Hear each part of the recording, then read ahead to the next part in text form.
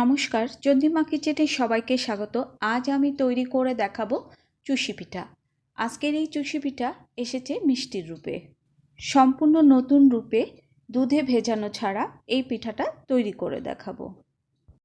এখানে আমি 1 কাপ সুজি নিয়েছি আর সুজিটা মিক্সিতে আমি গুঁড়ো করে নেব।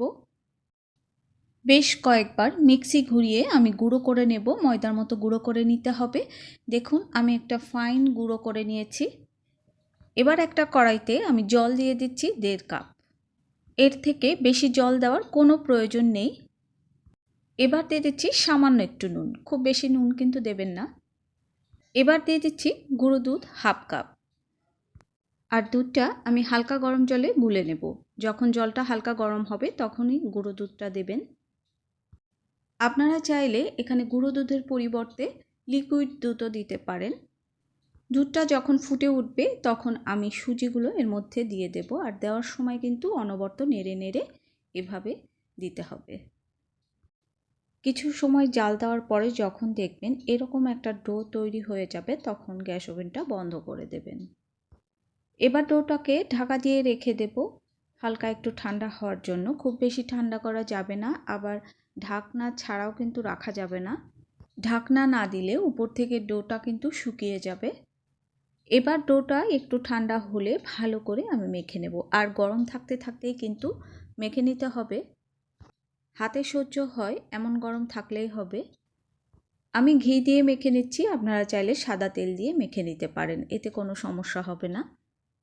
আর অল্প অল্প করে ঘি আমি কয়েকবার দিয়েছি, বারবারে দিলে ডোটা কিন্তু সুন্দরভাবে মাখা হয়।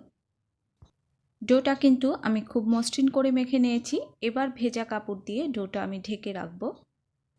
ভেজা কাপড় দিয়ে ভিজিয়ে রাখলে এতে ডোটা অনেক সফট থাকবে। অর্ধেক ডো নিয়ে আমি ছোট ছোট লম্বা সরু রশির মতো করে নেব। এভাবে আগে যদি লম্বা সরু রশির মতো বানিয়ে নেন তাহলে পিঠাগুলো কাটতে খুব সহজ হয় এবং খুব তাড়াতাড়ি হয়ে যায়। আমার রেসিপিটা যদি আপনাদের ভালো লাগে তাহলে লাইক, কমেন্টস, ফ্রেন্ডস অ্যান্ড ফ্যামিলির সাথে শেয়ার করবেন, আর খুব বেশি ভালো লাগলে চ্যানেলটা সাবস্ক্রাইব করবেন। সবগুলো নাড়া আমি বানিয়ে নিয়েছি, আমাদের গ্রামের ভাষায় এগুলোকে নাড়া বলে। এবার চালের গুঁড়ো ছড়িয়ে আমি পিঠাগুলো কেটে নেব। আপনারা যদি এভাবে বানাতে না পারেন একটু একটু করে ছিঁড়ে এভাবে চুষিগুলো বানিয়ে নিতে পারেন। যেহেতু আমি মা ঠাকুমাদের মতো করতে পারি, আমার কোনো সমস্যা হয় না, আমার এভাবে কাটতেই ভালো হয়। আমি দুইভাবেই দেখিয়ে দিয়েছি, আপনারা যেভাবে খুশি বানিয়ে নেবেন। দেখুন কত সুন্দর সুন্দর পিঠাগুলো হচ্ছে।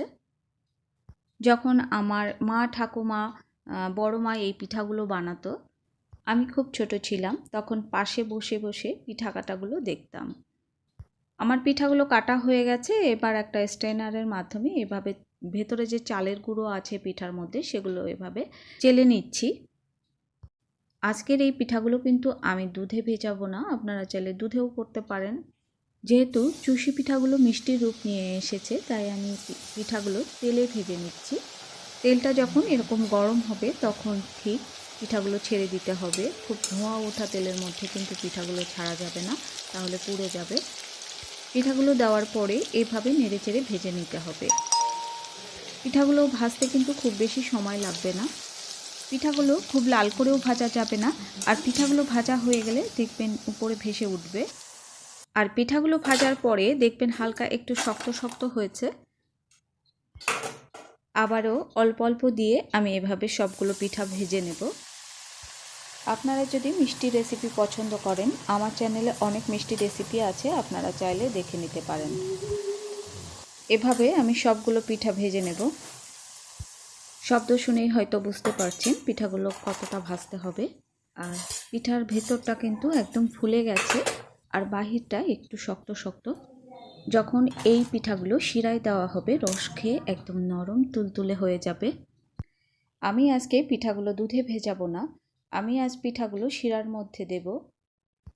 আমি এখানে 1.5 কাপ চিনি দিচ্ছি, আর 1.5 কাপ চিনির জন্য আমি 1 কাপ জল দিচ্ছি। এবার দিয়ে দিচ্ছি থেতো করা বেশ কয়েকটা এলাচ। আমার এলাচটা খুব বেশি ভালো না তাই আমি একটু বেশি দিয়েছি, আপনাদের ভালো এলাচ হলে দুটো দিলেই যথেষ্ট।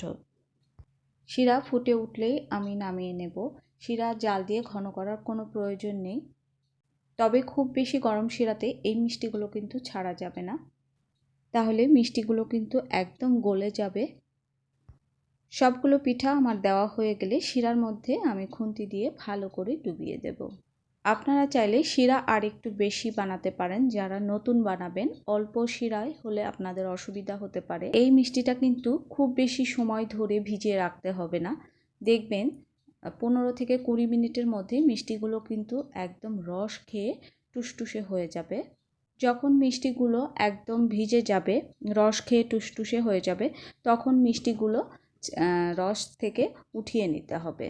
আমি যতটুকু শিরা বানিয়েছিলাম সবটুকু শিরা কিন্তু মিষ্টি চুষে নিয়েছে। আর দেখেই বুঝতে পেরেছেন যে মিষ্টি কতটা রসালো হয়েছে। সবাই সুস্থ থাকুন, ভালো থাকুন।